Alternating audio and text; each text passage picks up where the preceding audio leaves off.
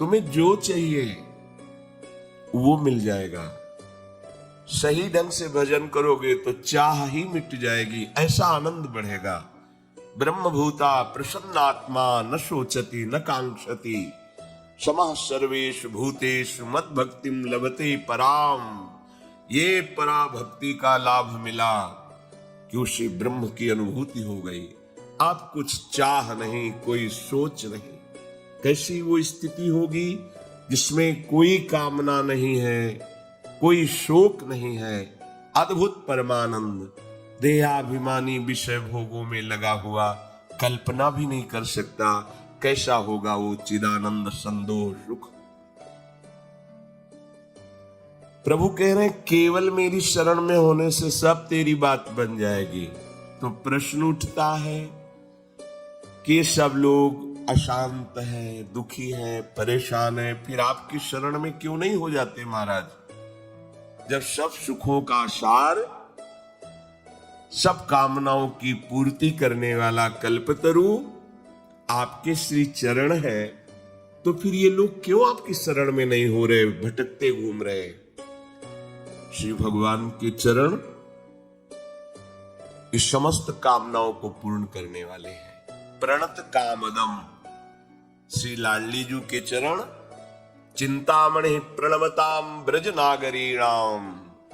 जो इन से चरणों का चिंतन करता है तो उसके समस्त चिंतित पदार्थों को, कामनाओं को पूर्ण करने वाली महारानी जी है। लाडली जी अत्यंत कृपालु है। इनका जो आश्रय लेकर, इनके नाम का आश्रय लेकर कोई भी कामना, यदि आपका मंगल होना है तो बहुत जल्दी वो कामना पूर्ण कर देंगे। अगर पता है कि इसका मंगल हो जाएगा तो रोते रहो फिर भी नहीं पूर्ण करेंगे, क्योंकि वात्सल्य समुद्र है। जानते हैं कि ये कामना अगर पूर्ण हुई तो ये फिर माया रूपी दलदल में फंस जाएगा। इसलिए वो कृपा करके हमारी कामना को पूर्ण नहीं करती। वहां कोई अभाव नहीं स्वामिनी जी के पास। अरे जिनकी प्रीतम, अधीन प्रीतम, अखिल कोटि ब्रह्मांडों के स्वामी हैं, उनसे लाडली जी को छोटी सी कामना पूर्ण करने के लिए क्या प्रयास करना पड़ेगा? पर वो वात्सल्य समुद्र है। वो देखती है कि अभी इतने में तो ये इतना परेशान है, और दे दिया तो अभिमान युक्त होकर ये इतना प्रमाद में हो जाएगा कि ये कभी मंगल धाम को प्राप्त ही नहीं होगा, कभी आनंद स्वरूप की तरफ इसकी गति ही नहीं होगी। और अगर ऐसा है, वो देख रहे हैं कि इसका मंगल बाधित नहीं होगा, तो बड़ी कृपालु है, आप विश्वास कीजिए। पर हम प्रभु का आश्रय न लेकर जगत का आश्रय लेते हैं, जो दुखालय है, सुख पाने के लिए। इसीलिए हम प्रभु की शरण में नहीं हो पा रहे। 4 प्रकार से मेरा भजन करते हैं लोग। भगवान उनको पवित्र कहते हैं। पवित्र, वो पवित्र है। सुकृति ना, वो पुण्यात्मा है। यद्यपि वो मांग कर रहे हैं, वो संकट निवृत्ति चाहते हैं, पर भगवान उनको पुण्यात्मा कहते हैं। क्यों? क्योंकि भगवान से वही जुड़ सकता है। पुण्य पुंज बिन मिलहि न संता। बिना पुण्य पुंज के संत नहीं मिलते, भगवत दास नहीं मिलते, फिर भगवान से संबंध कैसे स्वीकृत हो जाएगा? अर्थात उसने ठान लिया कि अब मुझे भगवान से ही चाहिए, केवल भगवान से चाहिए।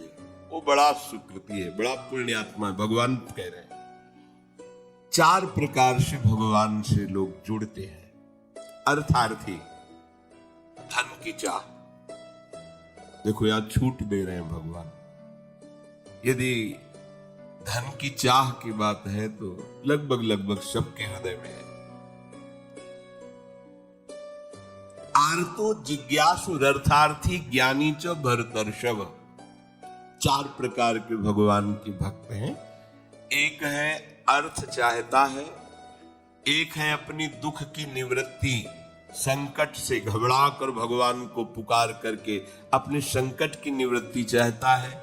तीसरा है वो जानना चाहता है कि भगवान क्या है, जिज्ञासु है, कहां, कौन है भगवान, कैसे है भगवान, क्या है मेरा स्वरूप, क्या है भगवान का स्वरूप। क्या है इस जगत का स्वरूप, ये जिज्ञासा पूर्ण करने के लिए जगत गुरु भगवान का वो आश्रय लेता है।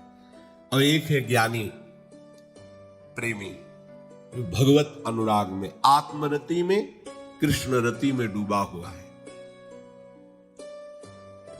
प्रभु कह रहे हैं कि जो शास्त्र के अनुसार चलता है वही इन चारों में है, ध्यान रखना।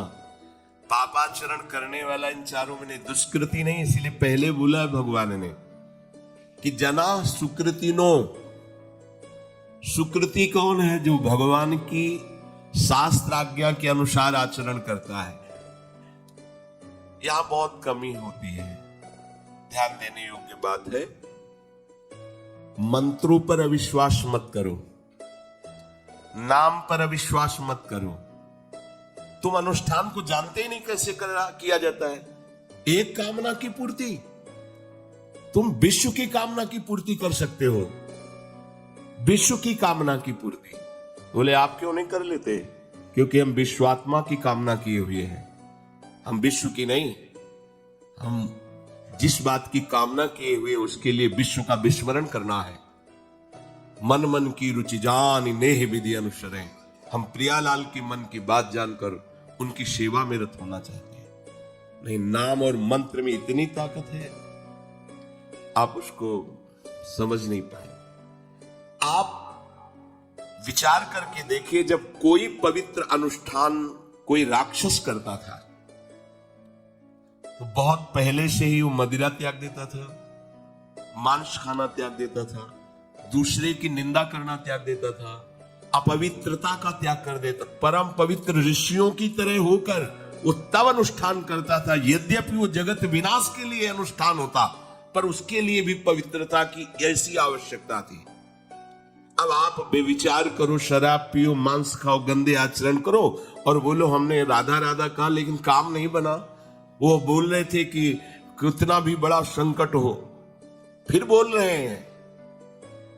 अगर भयानक से भयानक विपत्ति को ऐसे न नष्ट कर दे तो बता देना, कृष्णाय वासुदेवाय हरे परमात्मने प्रणतः क्लेश नाशाय गोविंदाय नमो। इसका जप करो और जब तक तुम्हारा काम पूरा ना हो जाए ब्रह्मचर्य से रहो। झूठ मत बोलना, मदिरा मत पीना, मांस मत खाना, और ना काम हो जाए तो मैं बताना कि भारी से भारी विपत्ति का नाश करके भगवान श्री कृष्ण का आश्रय उसे ऊंचे उठा देगा, इस जगत की धरा से उठा देगा। विश्वास में आप मदिरा पियो, मांस खाओ, बेविचार करो, सोचो 1 2 लाख महात्मा को दे देंगे, हमारी कामना पूर्ति हो जाएगी। बिल्कुल भूल में मत रहना। आपको संशय होता है नाम पे, संशय होता है मंत्रों पे, संशय होता है शास्त्र के विधान पर। आप चलते हो शास्त्र विधान से? कहां चलते हो? अरे हम जब कह रहे हैं कोई राक्षस भी अनुष्ठान करता था तो वो इन नियमों का पालन करता था। इतना अनुष्ठान में कि मेघनाथ को पैरों से मार रहे हैं बंदर भालू, पर वो ना मंत्र छोड़ रहा है, ना हिल रहा है, ना उनकी तरफ देख रहा है। इतना सहनशील होना चाहिए अनुष्ठान के लिए। किसी कामना की पूर्ति के लिए सांगोपांग अनुष्ठान करो, भला कामना की पूर्ति ना हो जाए। नहीं, आप शास्त्रों में पढ़ के देखो, संतान उत्पत्ति के लिए कैसे व्रत, पयोव्रत का कैसे अनुष्ठान किया। पवित्र रह करके इतनी इतनी मात्रा में ये आहार लेना है, इस मंत्र का जब भगवान गर्भ में आ गए। क्या चाहिए तुम्हें? भारी से भारी विपत्ति को दूर करने के लिए आर्त भाव से पुकारो भगवान को। तुम्हें धनी बनना है, अनुष्ठान कीजिए। हम कह रहे किसी विशेष मंत्र आदि की तरफ ना बढ़िए, बोलिए राधा राधा। क्या चाहिए आपको? कृष्ण कृष्ण बोलिए। सब मंत्रों का सार है नाम में, आप बोलिए तो नाम। पवित्र होइए, गंदे आचरण छोड़िए। क्या चाहिए आपको? भगवान का नाम जहां गूंजता है वहां ऐश्वर्य अपने आप चरणों में लौटता है। अब छल कपट करो, हिंसा करो, गंदे आचरण करो, सोचो हम बहुत बड़े धनी बन जाएं, तो दुष्कृति का फल दरिद्रता और दुख होता है। सुकृत का फल ऐश्वर्य और सुख होता है। अब लगाओ तुम कांटेदार वृक्ष और चाहो कि हमको रसीला फल प्राप्त हो, तो इसे मूर्खता ही कहते हैं। फिर दोष देता है काल, कर्म, ईश्वर को, शास्त्रों को, मंत्रों। अरे कुछ नहीं, नाम मंत्र में जरा सी भी अनुष्ठान में त्रुटि हो जाए तो उसका फल बदल जाता है। आप कहां अनुष्ठान कर रहे हैं, कौन सा अनुष्ठान कर रहे हैं? सबसे पहला नियम अनुष्ठान का होता है पवित्र आचरण, ब्रह्मचर्य, सत्यवाद, पवित्र भोजन, संयम से। कोई भी अनुष्ठान कर, किसी भी विषय का अनुष्ठान करके देखो, अभी हो जाएगा। ये तो हमसे नहीं होगा, तो फिर आप बड़ी बड़ी कामनाएं करते हो, हवा में कामनाएं पूर्ण हो जाएंगी।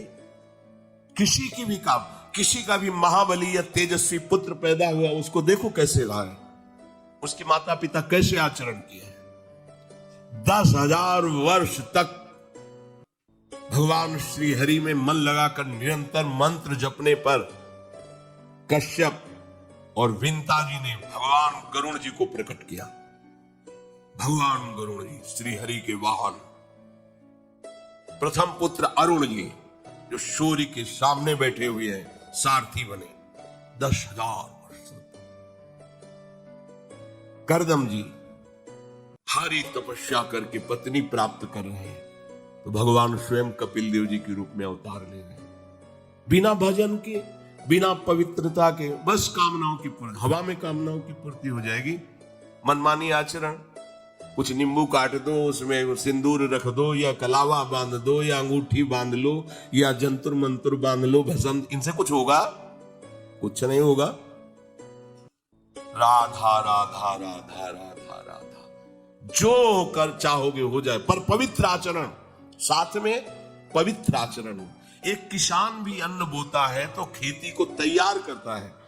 आपको अपने हृदय की भूमि तैयार करनी होगी।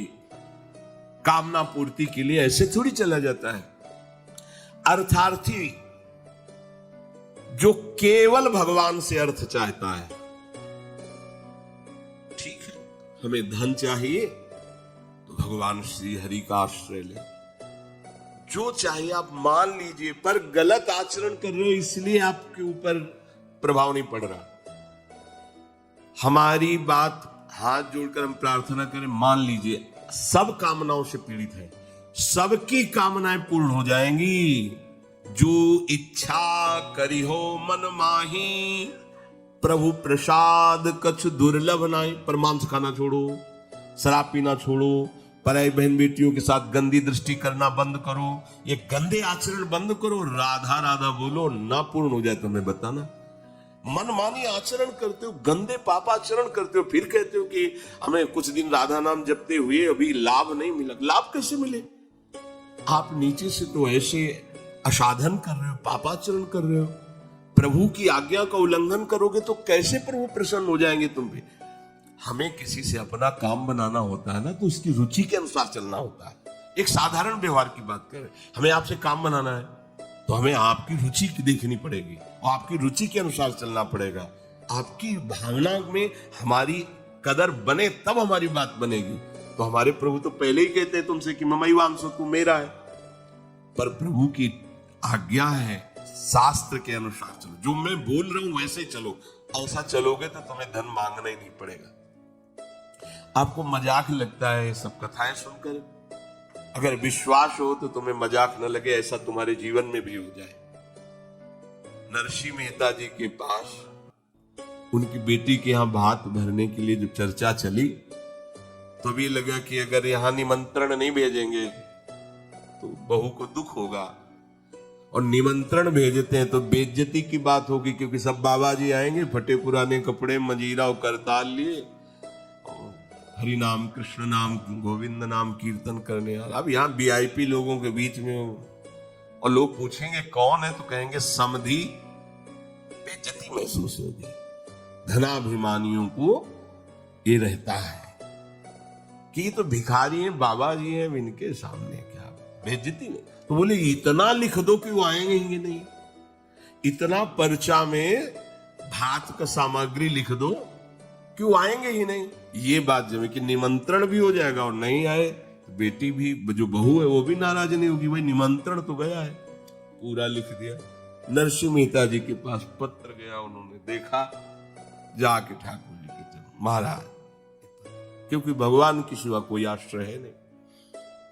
तैयारी की गाड़ी में, तो अब वहां 10-5 तो संत महात्मा कीर्तन, पूरी मंडली भगवत कीर्तन कर, गाड़ी में बैठ के, अब नरसिंह जी के सिवा उनका कोई था नहीं, और नरसिंह जी की हरि आश्रय।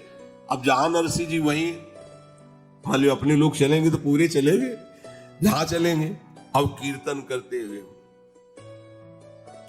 ऐसा भात भरा था ठाकुर जी ने कि भूतो न भविष्यति, स्वर्ण की वर्षा हुई थी, लिखा है स्वर्ण की वर्षा हुई थी। द्वारिकाधीश की गाड़ियां लगी हुई थी, बैलगाड़ियों सब लदे स्वर्ण आभूषण से, गांव का गांव पूरा कंचन का हो गया था। ऐसा वैभव भगवान ने प्रकाशित किया। आपको क्या भगवान पर विश्वास नहीं? क्या आप प्रभु के नहीं है? क्या आपको प्रभु ऐसा प्यार नहीं करते?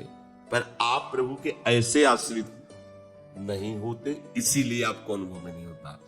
अगर कोई आश्रय नहीं है तो आपकी किसी पर नजर न जाए, केवल इन्हीं के चरणों में रहे कि अब तो जीवन आपके लिए, ऐसे संभाल लेंगे। ऐसे अर्थ चाहिए आपको तो केवल इनका भरोसा ले लो, केवल इन अपने छल कपट का, अपने व्यवहार का, अपने किसी बल का नहीं, केवल इनका भरोसा ले लो। चमत्कार हो जाएगा जीवन में, आपको पता नहीं चलेगा कैसे हुआ। कभी ऐसे नहीं हुआ, कभी किसी से ऐसे नहीं हुआ, इसका कैसे हो रहा है, कैसे हम सबका उदर पोषण हो रहा है, वृंदावन वास हो रहा है, सब चल रहा है, कैसे प्रभु चला रहे हैं? क्या आप सबको नहीं चला रहे हैं? पर आप अपने को कर्ता मान रहे हैं, इसलिए आपको अनुभव में नहीं हो रहा, इसीलिए आपको परेशानियां हो रही, क्योंकि आप कर्ता बन रहे हो। अगर विश्वंभर कर्ता को कर्ता मान लो और उनके आश्रित हो जाओ तो जो चाहोगे मिल जाएगा, अगर ना चाहोगे तो वो मिल जाएंगे। जो चाहोगे मिल जाएगा, बिल्कुल कोई चाह न करो तो वो जो व्यवस्था उनको करनी करेंगे और वो स्वयं मिल जाएंगे। अर्थार्थी भक्त को धन संपत्ति वैभव चाहिए, पर वो केवल हरि से चाहिए, दूसरे से नहीं। पर ये ध्यान रखना, इसकी परीक्षा होगी आपकी। अपने इष्ट देव के अनन्य होकर के यदि आप अर्थ चाहोगे तो बहुत जल्दी आपका परिवर्तन होना शुरू हो जाएगा। पर आचरण आपके पवित्र होने चाहिए, ये भी ध्यान रखना। आचरण की अगर पवित्रता नहीं तो फिर शिकायत मत करना। आप अपने आचरण पवित्र करो और नाम जप करो, केवल हरि के आश्रित रहो, फिर देख लेना। अगर आपको लगता हो कि भगवान के भक्त बहुत गरीब और ऐसे, सच्ची पूछो, उनको आकांक्षा नहीं होती। प्रभु जबरदस्ती व्यवस्था करते हैं, उनको आकांक्षा नहीं होती। 4 रोटी मांग ली, ऐसे ही पड़े, पूरा जीवन प्रभु के लिए। उन प्रेमी महापुरुषों की चरण धूल अगर शरीर का स्पर्श कर ले तो पावन हो जाए। देवता तरसते हैं उनकी सेवा के लिए, सिद्धियां हाथ जोड़े खड़ी रहती हैं, पर वो अकिंचन महात्मा किसी से कुछ नहीं चाहते। कि ऐसा न समझो कि हमारा दास, हमारा भक्त, हमारा आश्रय लेने वाला ऐसा नहीं है। वो हरिदास भगवान के चरणों का दास है। समस्त ऐश्वर्य संपन्न भगवान उसके अधीन हो जाते हैं जो भक्ति करता है। अगर आपको अर्थ चाहिए तो केवल भगवान का आश्रय ले, दूसरे का नहीं। अब ये कोई छोटी मोटी बात नहीं, देख लीजिए अंदर से। अपने बल का आश्रय नहीं, किसी दूसरे व्यक्ति का आश्रय नहीं, किसी दूसरी देवी शक्ति का आश्रय नहीं, केवल श्री हरि का आश्रय। और जब आप पक्के उतर जाओगे, जैसे सुदामा जी, तो जैसी द्वारिकापुरी थी वैसे सुदामापुरी हुई। जैसा वैभव द्वारिकाधीश का वैसे सुदामा जी का वैभव था। पक्का मान लीजिए। लोग समझते नहीं, ऐसा ना समझो कि ये केवल कथाएं हैं। आपका जीवन स्वयं एक कथा बन जाएगा।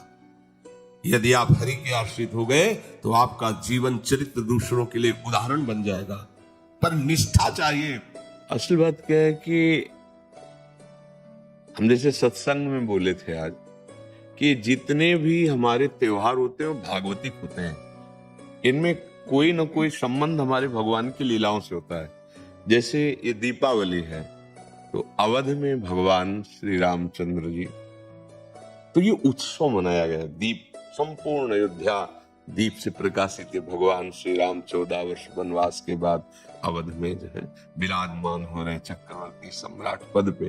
तो ये अब इसे हम घर घर, हमें लगता है पूरे भारत में मनती होगी। सद्भावना तो है ही, पर हमको ये समझना पड़ेगा कि जैसे हम दीपावली उत्सव में जुआ आदि खेलने लगते हैं, लोग नहीं खेलने लगते कि भाई साल भर तो हम नहीं खेलते, पर दीपावली को तो खेलें। क्यों भाई? कहाँ लिखा हुआ है कि आप दीपावली को वो अपराध करें जिसमें कलयुग का वास रहता है, जिसमें बड़े बड़े धर्मात्माओं की भारी भारी विपत्तियां आई। धर्मराज युधिष्ठिर, महाराज नल, दमयंती, बड़े बड़े पावन चरित्र हैं महापुरुषों के। क्यों? द्यूतकीड़ा में कलयुग का निवास है। कलयुग शराब पीना, मांस खाना, परिस्त्री गमन करना, स्वर्ण चोरी करना, द्यूतकीड़ा करना। द्यूत माने जुआ खेलना। तो जैसे दीपावली को ज्यादा तो हमें ज्ञान नहीं, पर गांव में हमने देखा था कि जो लोग नहीं खेलते थे वो भी खेलते थे। आज हम दांव लगाएंगे, पर प्रभु से पूजन करो अपने प्रिया प्रीतम का या भगवत विग्रह किसी का, और बैठ जाओ माला लेकर के 12 बजे रात्रि तक खूब नाम मंत्र जप करो। बड़ा शुद्ध, कई गुना बढ़ करके लाभ मिलता है। दीपक जला लो घी का, खूब गुरु मंत्र जपो, नाम जप करो, द्यूत कीड़ा आदि नहीं। ये सब आपको असत मार्ग में ले जाएगी। तो ये जो हमारा त्योहार है, इसका आंतरिक विश्वरूप है। हमारे हृदय में भक्ति कर दीप प्रेम कर बाती, हमारे अंदर ज्ञान का प्रकाश। जैसे हम घर में दीपक जलाते तो अंधेरा जाता है ना, बाहर के अंधेरे जाने से हमारे हृदय का अंधकार तो नहीं मिटेगा ना। हमें हृदय का भी अंधकार नष्ट करना है। जब बाहर की दीपावली इतनी खुशी दे सकती है, तो अगर अंदर की दीपावली हो जाए तो कितना आनंद आ जाएगा। कि तो हम आनंद सिंधु में डूब जाएंगे। कौन सा दीप अंदर जलाया जाता है? भक्ति का दीपक और प्रेम की बाती। अगर भक्ति का दीपक प्रेम की बाती हो जाए तो उस प्रकाश जो प्रकट होता है उसे ज्ञान कहते हैं। उस ज्ञान से ये जितनी भी चिंता, शोक, दुख, मृत्यु आदि का भय है, ये सब नष्ट हो जाएगा। आप शरीर नहीं है, आपका स्वरूप सच्चिदानंद है। किसी भी शस्त्रास्त्र की ताकत नहीं कि आपको मार सके, और ये शरीर बच नहीं सकता, क्योंकि ये प्रकृति का है और ये मरेगा। जैसे ये बच्चा से कब जवान हुआ, कब बूढ़ा हुआ, आपको पता नहीं चला, ऐसे ही कब मृत्यु आ जाएगी आपको पता नहीं चलेगा, और शरीर छिन जाएगा। ये प्रकाश होता है अंदर। और जब ये बात पता चल जाती कि मैं कौन हूं, तो नाच पड़ता है आत्मानंद।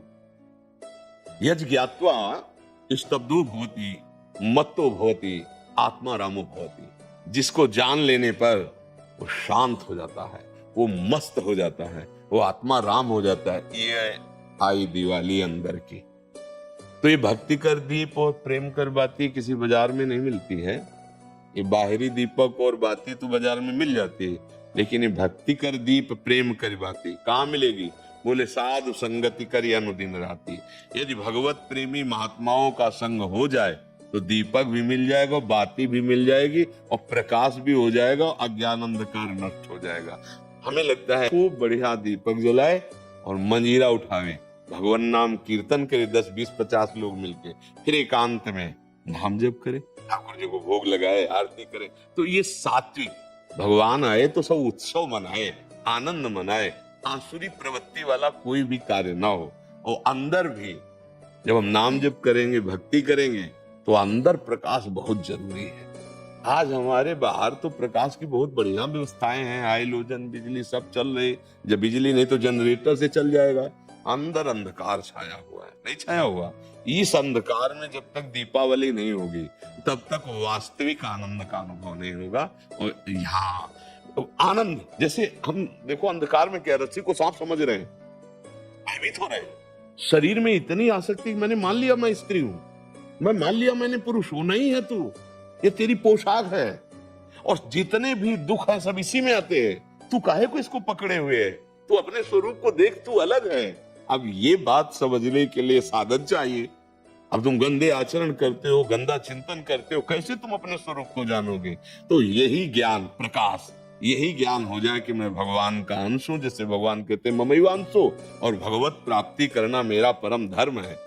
आनंद में गृहस्थी में महात्मा हो जाओगे, इतना आनंद रहता है उसको जो भगवत प्राप्त है, जो भगवान के चिंतन में। भारी से भारी दुख उसे कहीं भी विचलित नहीं कर सकता। आएगा दुख, बचो। दुख आने के पहले जहां दुख का प्रहार होना है उससे अलग हो जाओ। बिल्कुल आप अलग हैं। जैसे मेरी टेबल, तो मैं हाथ तो नहीं हूं ना, ऊपर पूरे मेरा शरीर, खुद आप बोल रहे हैं मैं शरीर, ऐसा तो नहीं कोई कहता मेरा शरीर, मतलब ये मैं नहीं हूं। ठीक, अंदर चलते हैं, मेरा मन, मेरी बुद्धि, मैं तो नहीं बोला। फिर और अंदर चलते, कारण शरीर, वो स्वभाव का आ जाता है। बोले मेरा स्वभाव ऐसा नहीं है। आप इस अलग को अपने में धर लिए, अब दुर्गति हो रही। मैं धनी, मैं निर्धन, ये प्रपंच छा गया। बस इसी दीपावली में ये देख लो प्रकाश में कि तुम ये नहीं हो जो तुम दुख पा रहे हो। तुम दुख, कोई भी दुख तुम्हें छू नहीं सकता। आनंद सिंधु का बच्चा आनंद सिंधु है। ईश्वर अंश जीव अविनाशी, चेतन अमल, सहज सुख राशि। मुझे तो लगती यही दीपावली हमारे हृदय में भी जलनी चाहिए। बाहर सावधानी पूर्वक नाम जप करे, अच्छे भोग प्रभु को लगावे, ये उद्दंडता वाले कार्य, जुआ खेलना, ये सब ऐसे कार्य ना करे। और अंदर की दीपावली जलाने की भी एक बार कोशिश करे। अगर जल गई तो जन्म मृत्यु रूपी भय से मुक्त हो जाओगे। और ये शरीर केवल इसीलिए मिला है, नहीं तो भटकना ही भटकना है हमारी। महर्षि, एक विशेष पर्व पे आपने किसी को बोला था कि आज ऐसा पर्व है, आज से दृढ़ निश्चय करो कि आज से मैं ये व्यसन छोड़ दूंगा। तो महर्षि आज बहुत सारे नए युवक भी आपसे जुड़े हैं महर्षि, तो महर्षि आपकी तरफ से उनके लिए, क्योंकि उनको एक दृढ़ता चाहिए कि कोई तो एक बोले हमें कि आज से व्यसन नहीं करूंगा। हाँ, हम तो प्राय हर एकांतिक के समापन में सबसे कहते हैं, ए भैया तुम आए हो, आज से तुम गलत आचरण न करो, शराब न पियो, माताओं बहनों की तरफ पाप दृष्टि से मत देखो, माता पिता को भगवत भाव से देखने के लिए बुद्धि शुद्ध चाहिए। जगत में अगर उन्नति प्राप्त करना है तो बुद्धि शुद्ध चाहिए। शराब पीना, मांस खाना, व्यभिचार करना, जुआ खेलना, चोरी, हिंसा, बड़े बड़े गंदे आचरण होते जा रहे हैं नई समाज के। वो मोटरसाइकिल से बगल से निकले, कोई बहन मोबाइल से बात कर रही, ऐसा झटका कि नाक के बल गिर गए, मुंह के बल गिर गए। कितने का मोबाइल? जंजीर सोने की, चैन कितने को की? 40,000, 50,000। पकड़ा, राक्षसी बुद्धि से खींचा, अब वो तो मोटरसाइकिल में बैठा, ऐसा खींचा, वो कई तरह गिरती। ये क्या हो गया? बुद्धि भ्रष्ट हो गई। हमें लगता है कि अगर हमारी बात आपके कान तक पहुंचे, जो तुम्हारी दुर्गति कराने वाली बात है, अगर इसको छोड़ दो तो हमें सुख मिलेगा कि हमारा भारत देश का समाज एक धार्मिक समाज, एक शांति प्रिय समाज और स्वयं परमानंद में डूबने वाला बन जाए। ये तुम्हें नशेबाजी, गंदे आचरण बढ़ा, देखो ना क्या परिणाम होता है। मान लो 2-4 बार नहीं पकड़े गए आप, लेकिन जब पकड़े जाओगे तब ऐसी पिटाई होगी यहाँ, और आजीवन का। अगर छूट भी गए तो यहाँ से तुम भले छूट जाओ किसी प्रमाण देकर, लेकिन एक और न्यायालय है जहां राय पाई की चूक नहीं होती, कोई घोष नहीं चलती, वहां के न्यायालय से डरो पक्का।